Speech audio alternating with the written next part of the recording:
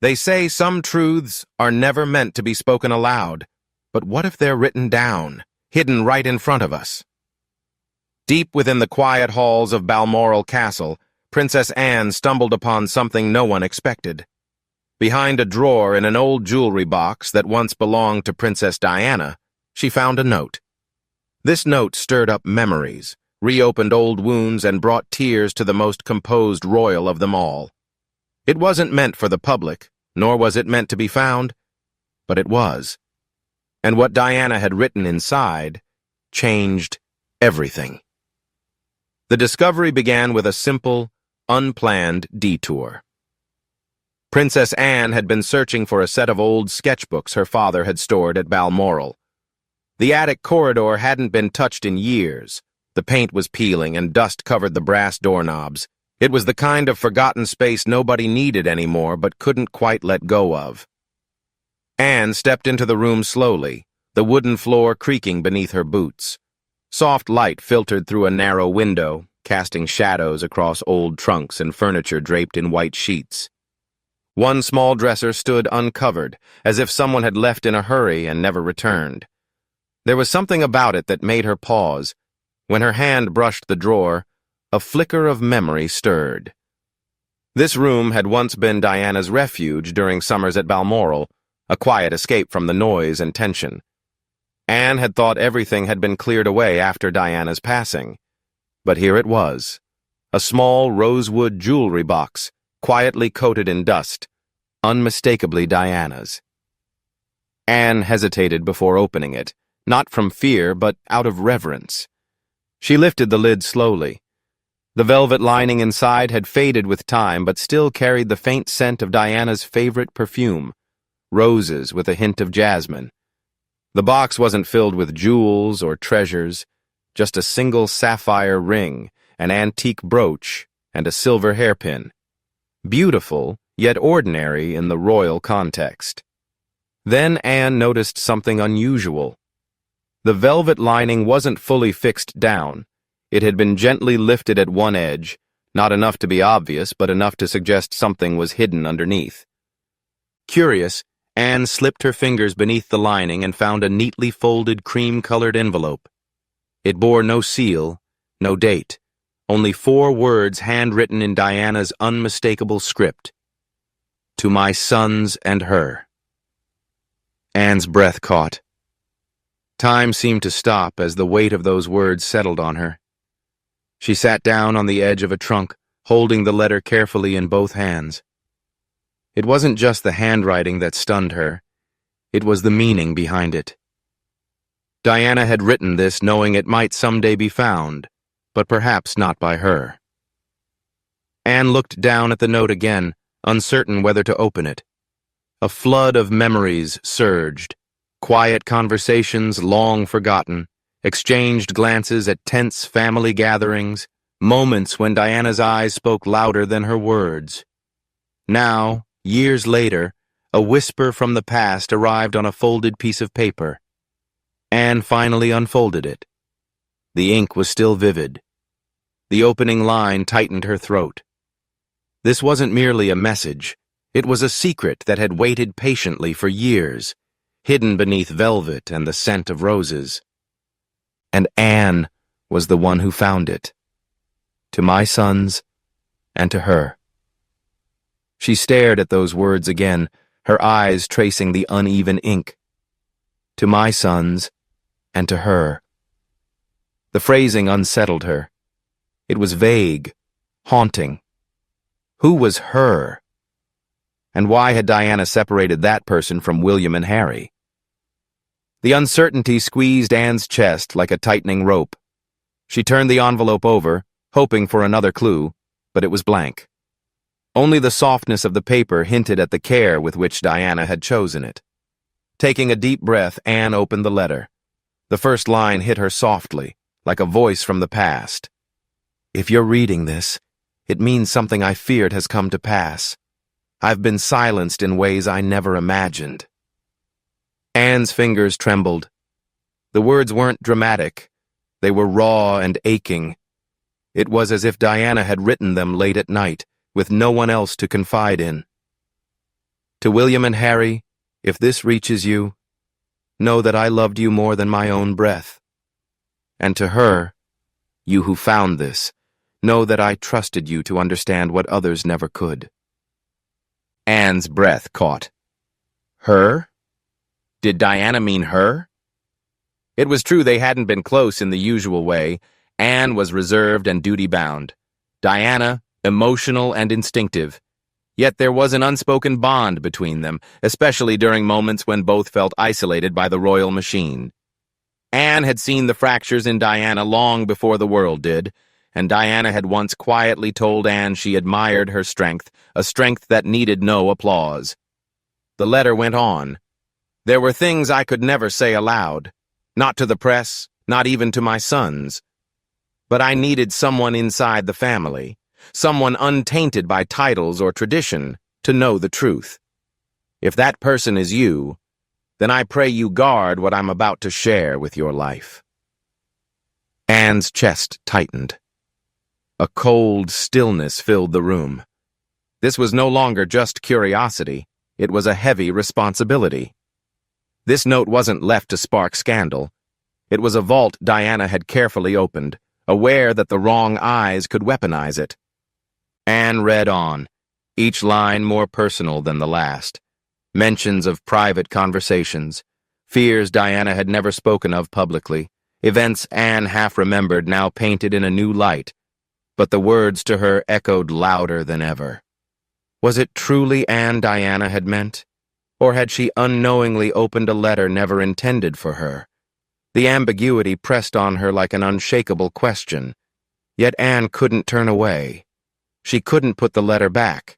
The truth was unfolding, pulling her deeper into a story Diana never got to finish. Diana's private words about the monarchy. Anne hadn't realized she'd been holding her breath until she finally exhaled. The room was silent, as if even the air knew not to disturb the moment. The note was more than just a personal message. It was a confession, a raw heartbeat of Diana's soul, woven with pain, hope, and caution. William is gentle, too gentle for the cage of expectation. Harry is bold. He'll fight the system if it tries to change who he is. But they're still boys, and I fear what tradition might do to them if no one stands up for their hearts. Anne's throat tightened as she read those words again. Diana wasn't attacking the monarchy.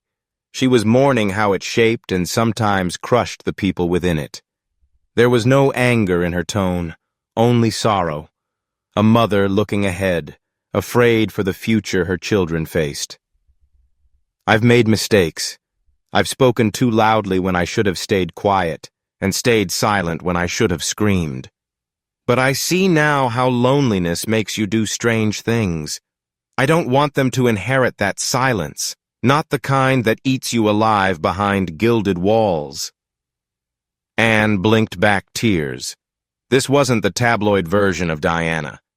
This was the woman she remembered in fleeting moments, the one who stayed late after events to check on staff, who gave too much of herself to too many, a woman breaking under the weight of a crown she never truly wanted. Then came the names, few but meaningful. I trusted the Queen in my early years. She was fair, even when she wasn't warm. I trusted Margaret, though we rarely spoke. And you, Anne. I trusted you, not because we were close, but because you saw me clearly without asking me to perform. That meant more than you'll ever know. Anne's lips parted in surprise. She hadn't expected to see her name there, yet seeing it in Diana's handwriting stirred something inside her. Maybe Diana had meant her all along, but the tone darkened. I feared the coldness in Charles's eyes. I feared what he might do to protect his image. I feared Camilla's patience, patient enough to outlast storms. But most of all, I feared what this institution would do to my sons, if it shaped them without love.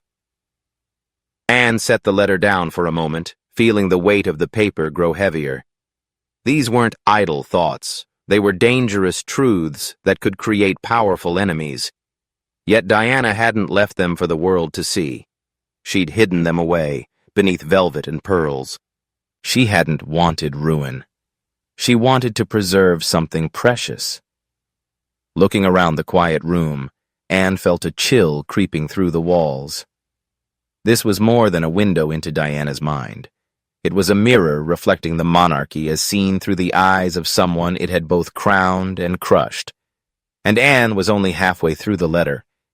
This was a confession only she could truly understand. Holding the letter closer, her hands steady despite the turmoil inside, Anne noticed the tone shifting. It was no longer the voice of a public figure writing for history. It had softened, becoming deeply personal and intimate. The letter said, "You were the only one who never asked me to explain myself. You never played politics with me, yet you saw everything. You always did." Anne blinked slowly, surprised by Diana's words. They had never been close in the usual way. Diana had once called Anne intimidating, and Anne had privately thought Diana was too emotional, too impulsive. But there had been fleeting moments of honesty, times when their differences created a quiet space for mutual respect. The letter went on. "I never told anyone this, not fully, but you were there. You remember that afternoon at Highgrove, don't you? The argument in the drawing room." Anne's breath caught. She did remember. One of those days best left buried. An unexpected visit. Raised voices. Diana storming down the hallway, eyes red and hands trembling. Anne had passed her in the corridor. They said nothing. They didn't have to. Diana wrote, "By then, Charles had already made his choice. I was waiting in the wings, just out of sight. I confronted him. I begged, not for love. I had let go of that long before. I begged him not to humiliate me, not in front of our children. He said nothing, just stared through me. That's when I knew I was no longer a person to him, just a problem to manage." Anne gripped the edge of the letter, her jaw tight. The memory, once blurred by time, was now vivid. The quiet footsteps, the lingering tension, Diana's disappearance for hours afterward. No one asked questions. They were royals.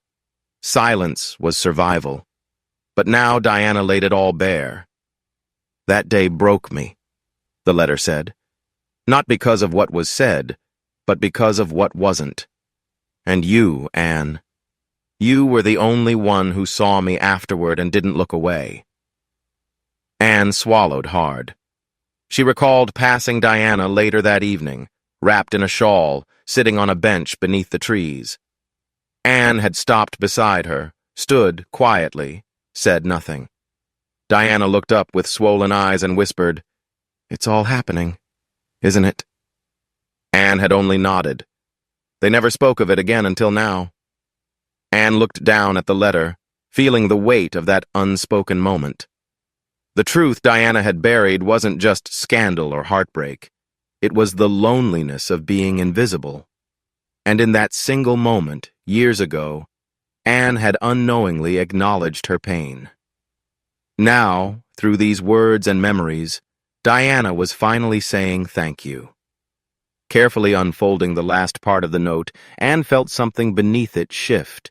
Tucked inside a thin silk pouch lay a delicate pearl necklace, 3 faintly shimmering strands with a tiny gold clasp shaped like a teardrop.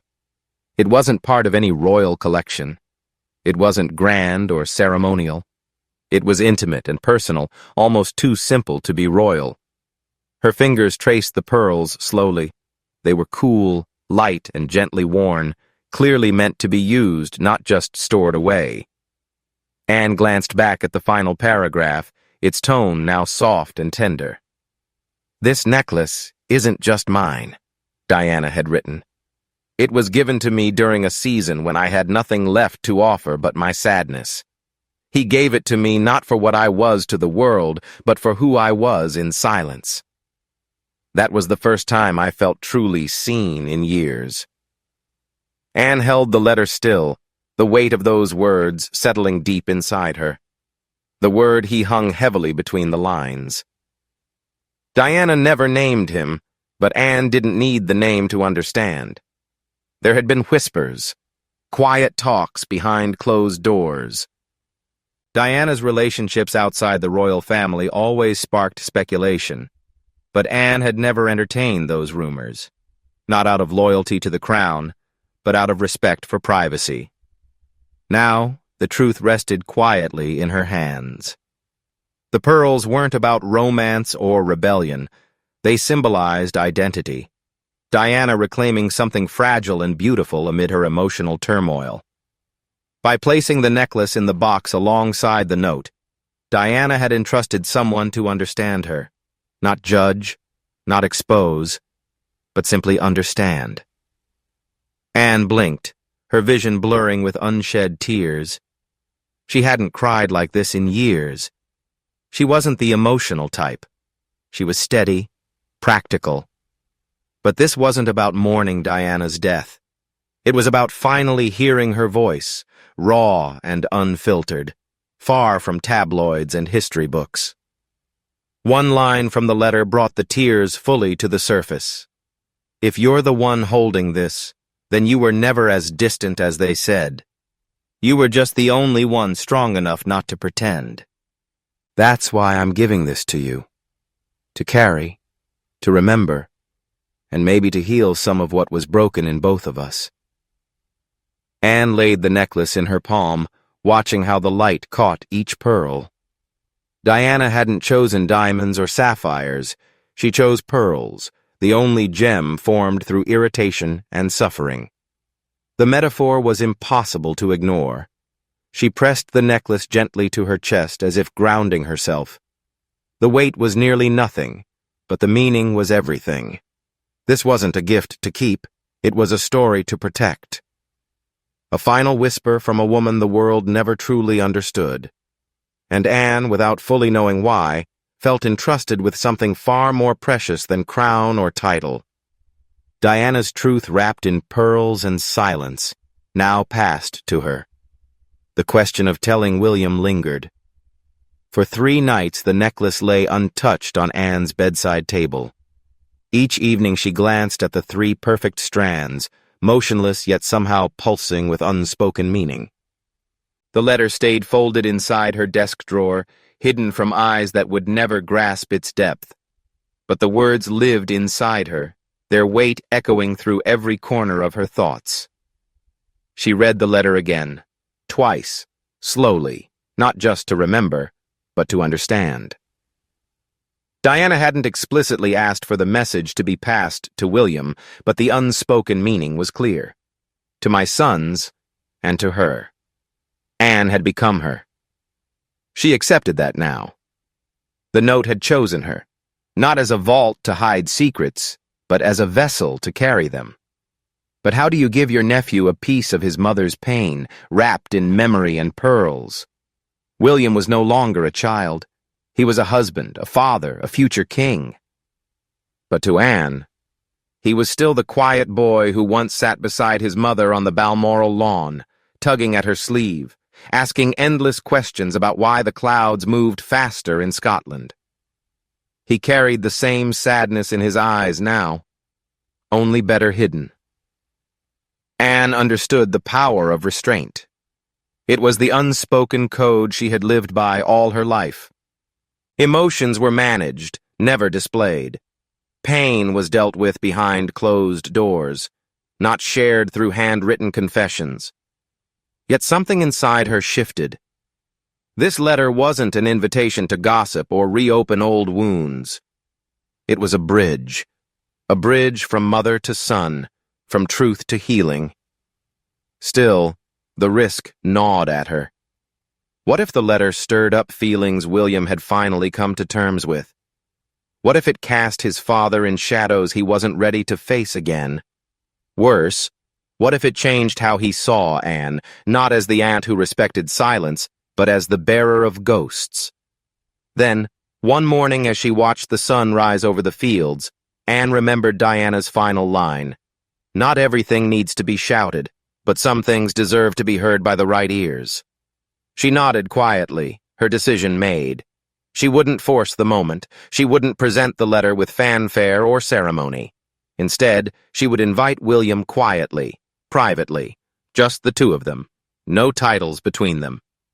Not as Princess Royal and future king, but as two people who loved Diana in very different, very real ways. Anne called his private line and asked if he would like to come for tea at Gatcombe Park. No explanation, no agenda. William agreed without hesitation. The calmness in his voice reminded her of Diana. After hanging up, Anne looked at the pearl necklace one last time before carefully tucking it back into its pouch. The letter would come with it. She didn't know how William would respond, only that he deserved to hear his mother's words one last time. When William read the letter for the first time, the drawing room at Gatcombe Park was quiet, except for the soft crackle of the fire. Anne had chosen the space carefully, neutral, familiar, private. There were no staff nearby, no security within earshot. Just tea, a modest plate of shortbread, and the small velvet pouch resting on the side table. William arrived right on time. He greeted his aunt with warmth, polite but relaxed. Their conversations never involved drama, and Anne appreciated that. He didn't play games. He respected silence. Today, that was exactly what she needed. They exchanged light conversation for a few minutes. His children, the weather, a shared memory of riding ponies at Balmoral, but Anne's gaze kept drifting back to the letter folded inside the pouch. Finally, she reached for it and held it in her lap. "I found something," she said simply. "It belonged to your mother." William's expression shifted, not with alarm, but with quiet alertness, as if something inside him had straightened up. He nodded once, and Anne placed the letter gently into his hands. She said nothing more, no explanations. She let the words speak for themselves. He opened the letter slowly, as if sensing that what he was about to read deserved reverence. His eyes moved carefully over the first lines, and the silence between them grew heavier with each passing moment.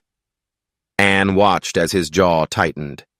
His fingers curled gently around the edges, not in anger, but in quiet restraint. He paused halfway through, as if needing to steady himself, then continued, reading every word with the solemnity of someone who understood the weight of truth when it touches your skin. Then he reached the line that made him look up. "I fear what this institution will do to my sons if it is allowed to shape them without love." William's eyes met Anne's.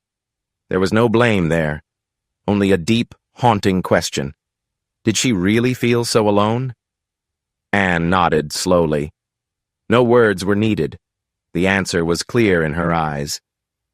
William looked back down at the letter, then at the necklace Anne had quietly placed beside him. He picked up the pearls, letting them slip through his fingers like droplets of time. His mother's scent, her fears, her secrets, all wrapped up in something so deceptively delicate. When he finished reading, he folded the letter carefully and held it in both hands. For a long moment he was silent, then softly said, "She was protecting us, even after all this time." Anne's chest ached. She had never heard William sound so young. He didn't ask to keep the letter. He didn't need to. He only asked one thing. "Will you keep it safe for me?" With steady eyes and a full heart, Anne answered, "Always." The jewelry box was locked once again. By the time William stood to leave, the afternoon sun was already dipping low. He had spoken little after reading, but his silence was full of understanding. Anne knew better than to press him. His eyes carried the weight of what he had just uncovered, layers of sorrow, memories, and something else. Resolution. He kissed her cheek gently before leaving, making the same request again. "Keep it safe for me. I'll know when it's time."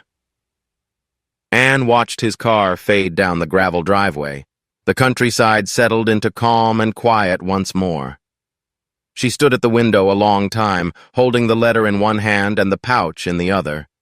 The pearls felt even more fragile now, as if renewed by William's touch, not in any mystical way, but in the way that anything gains meaning when it becomes part of something living, something real. Returning upstairs to her room, Anne moved with a quiet reverence. The air in the house felt sacred, not because of ceremony, but because of truth. She opened the old jewelry box again, the one that had started it all.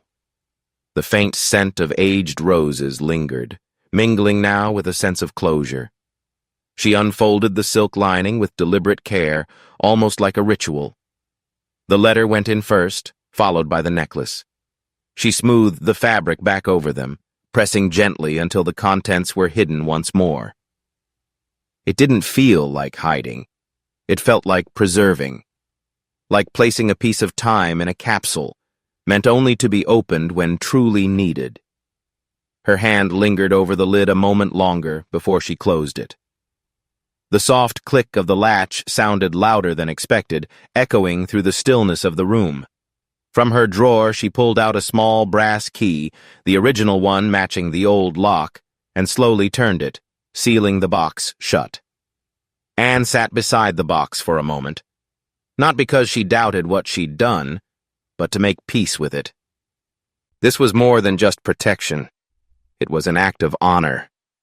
Diana had chosen not to broadcast her pain to the world, but to whisper it into the quiet corners of memory. That choice deserved respect, and Anne now understood why she was the one to find it. Not because she was the most emotional, nor because she had something to prove, but because she could carry this burden without seeking attention or rewriting the story. She would let the words rest until the time was right. For now, they would sleep beneath velvet. Anne carefully placed the jewelry box back into the drawer it had come from, a space untouched for years, now sacred in a way few would ever understand. She switched off the lamp, letting the room fall into silence and a quiet farewell. Outside, the Scottish sky was overcast, clouds holding back their rain. Balmoral was calm and brooding, steeped in memory, just as it always was in late September. Anne had returned alone. No official event, no fanfare, just a quiet visit, exactly as she liked it, or perhaps needed it. That morning, she had dressed simply in muted tones. No brooch, no hat, but around her neck lay the pearl necklace. It rested softly against her collarbone, subtle yet weighty. As she fastened the clasp hours earlier in the mirror, it wasn't out of sentiment, but because she knew it was time. The walk to the garden took longer than she remembered. The gravel path had grown wild in places, and the roses had thinned with the coming cold, but the bench remained beneath the same tree where Diana used to sit, often barefoot, with a book, when she thought no one was watching. Anne had glimpsed her there a few times from the window, but had never disturbed her. It was Diana's sanctuary, untouched by time. She sat down gently. The pearls shifted softly against her skin. She gazed up at the branches swaying overhead, the wind threading quietly through the leaves. For a long while she said nothing, just sat with her hands folded neatly in her lap, letting the moment settle. Then, in a whisper barely carried beyond the stone path, she spoke.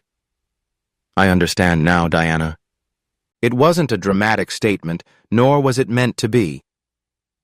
But within those 4 words lived decades of distance, missed moments, and things left unsaid between them. Anne wasn't apologizing, nor was she making promises, just finally acknowledging what had been there all along. She was acknowledging something far deeper, the truth Diana had entrusted to her. A truth Anne carried not just in her hands, but now in her heart. She gently touched the necklace. It didn't sparkle or catch the light, and it wasn't meant to. It was meant to remind, to hold memory quietly. "I never told you," Anne whispered, "but I saw how lonely you were. I just didn't know how to help." The wind stirred again, stronger this time, rustling dry leaves at her feet. Anne rose slowly and glanced down at the bench, half expecting to see Diana there, legs curled, eyes lost in thought. But the bench was empty. And maybe that was the point. This was no longer a place for grief. It was a place for memory and release. She walked back slowly, the necklace tucked beneath her collar. It wouldn't be worn again, not because it had lost meaning, but because its meaning had been fulfilled. Anne had kept her promise. Now, she was ready to let Diana rest. Some stories never make headlines, but they live on in the quiet choices of those who carry them. Princess Anne didn't just find a letter. She inherited a legacy of truth, pain, and love meant not for spectacle, but for safekeeping. By locking that jewelry box, she honored more than Diana's memory. She honored her voice. If this story moved you, don't forget to like, share, and subscribe for more untold royal moments. And tell us in the comments, what would you have done if you were in Anne's place? Sometimes, silence speaks louder than any crown ever could.